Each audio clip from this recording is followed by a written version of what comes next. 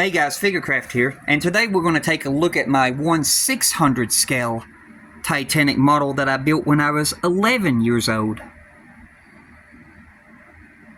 So I was 11 when I built this one.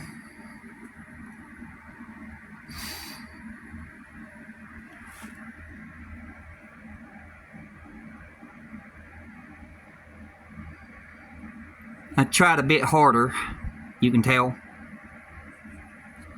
to shrinking the name down a bit. Let me turn off this light. To shrinking the name down a bit. On this one I painted all the portholes blue, like a light blue color.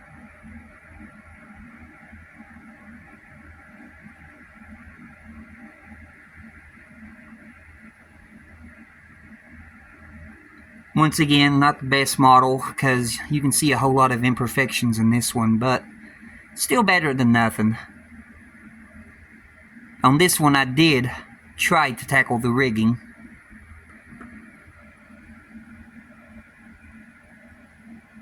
You can see where I got some glue stain when I glued it together. I was using super glue at the time.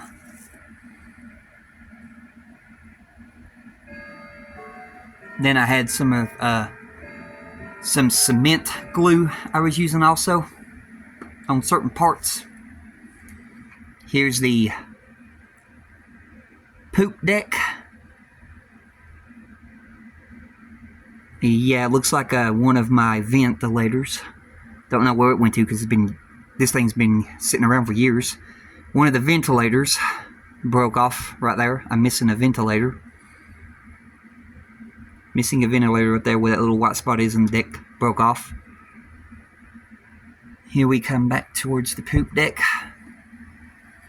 And on this model, it looks like, yep, it had me to put 2 staircases in on the docking bridge of the poop deck, when on the actual real one there's only supposed to be 1 set of ladders that goes up to the docking bridge. So that's just the way this model was designed.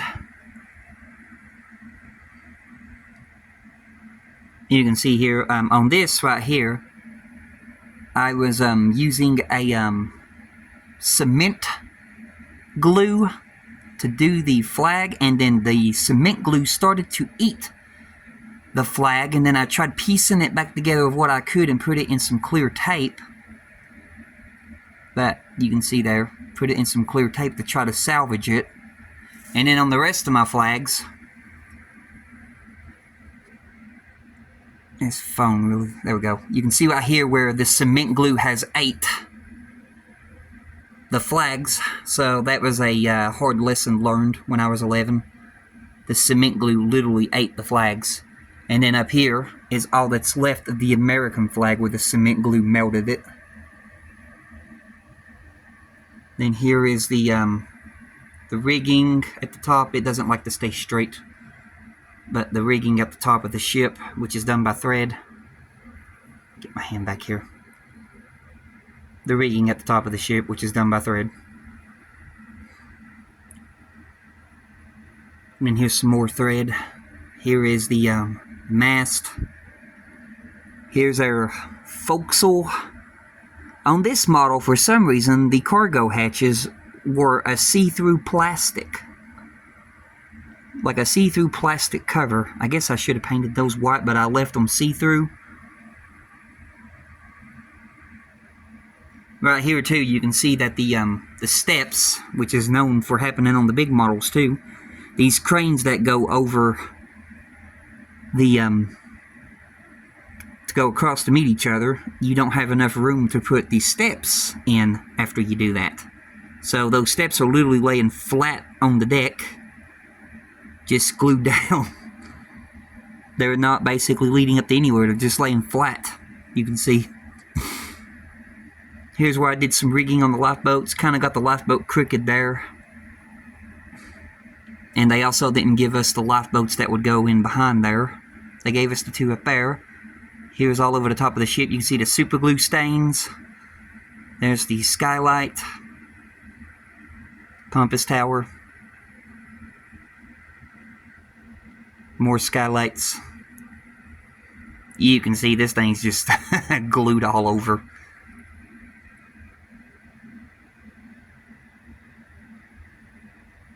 You can see the super glue stains on the funnel.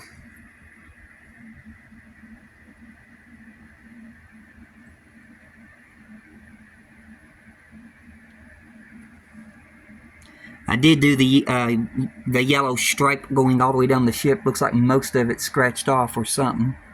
Let me go ahead and turn this light off. Okay, it's there. Tried getting the yellow stripe as straight as I could, but it's really hard to keep a long straight stripe.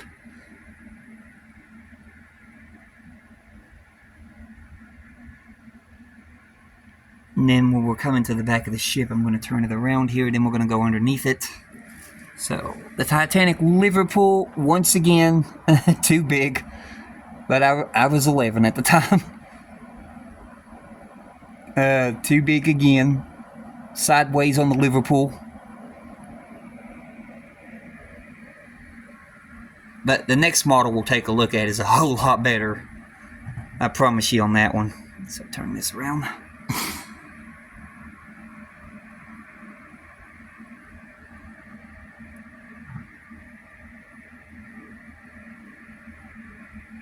And there's why I painted that side right there yellow, because for some reason they only gave me one painted plaque back then. And they didn't give you two painted plaques, which I don't know why, because on this one, it was already like a gold texture. I just went over it in red. And at the time when I was making the model, I didn't have the shiny gold at the time, so I just had to use yellow.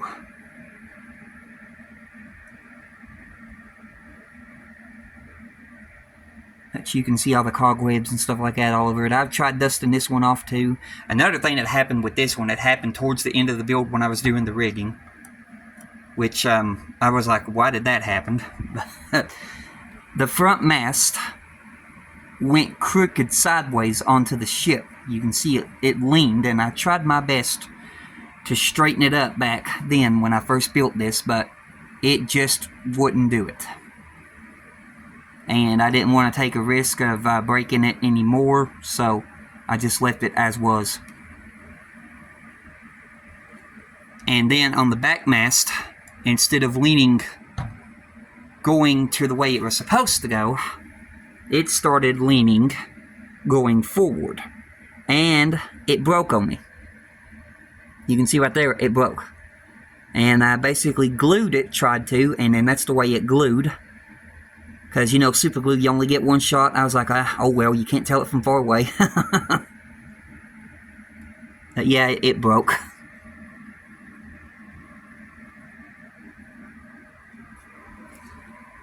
And then we're going to get it down here and compare it to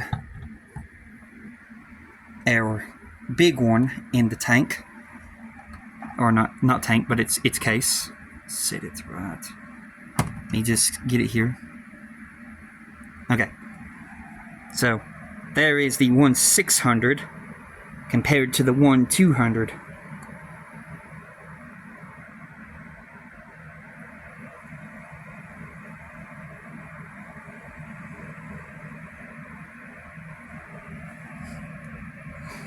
My 1/600 scale that I built when I was 11.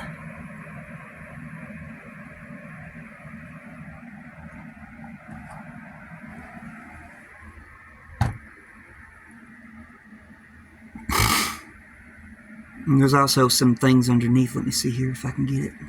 Yeah. Underneath you can see here something happened here. I'm not really sure what. I don't know if that's the glue or what happened there underneath that boat. Or that ship. But yeah, you can tell. I was still learning at the time when I built this.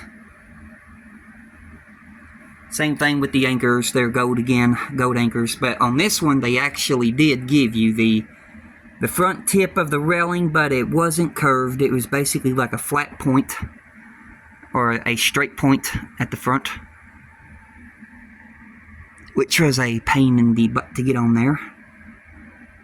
But yeah, just that one actually did do the front railing.